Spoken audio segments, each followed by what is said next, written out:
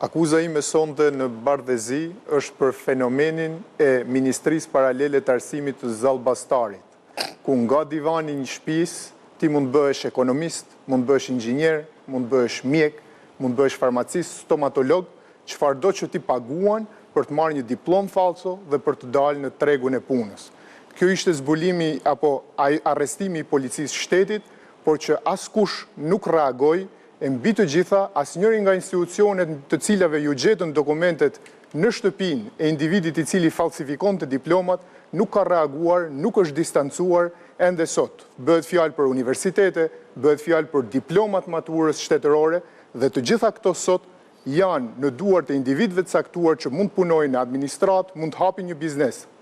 Ministria e Zallbastarit niste që tek arsimi parauniversitar, të jepte një diplomë universiteti, pastaj të kontrollonte dijet duke të dhënë edhe licencën e atyre profesioneve të rregulluara të cilat kanë urdhra specifik, e shkonte deri aty sa të jepte edhe licencën për të hapur farmaci, ku një individi normal i duhen 8 vite për shkuar deri këtu, ndërsa një individi tjetër që shkon tek Ministria Paralele e Zallbastarit mjaftonte një javë për të marrë dokumentin dhe për dalë në tregun e punës. Ministria e Zallbastarit tani kush është?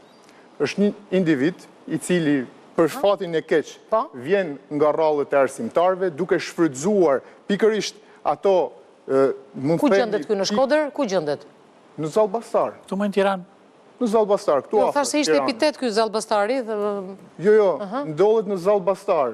Aty është konfiskuar një numër i lartë diplomash false, të cilat vijnë nga universitete, diploma matura shtetërore, licenca. E ka bërë dikush publike këtë? Lajme është publikuar. Unë se kam dëgjuar, unë e kam dëgjuar vetëm nga ty, nuk e kam dëgjuar. Ka kaluar në... Më shpjegoj një gjë, si mund të falsifikohen dokumentat kur ato kanë element sigurie?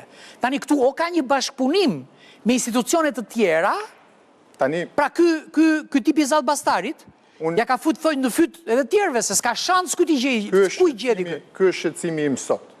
Sepse në një situatë të tillë, kur kemi diploma, kemi vula, kemi firma të cilat janë gjetur, pra janë gjetur materiale të falsifikuara, ku zakonisht diplomat e ka një numër serial i cili prodhon atë kartonin, ku studentët për shembull për të marrë në shtet atë kartonin presin edhe 3 muaj se i thonë nuk është prodhuar ai kartoni. Ndërkohë atje janë gjetur dhe janë konfiskuar këto.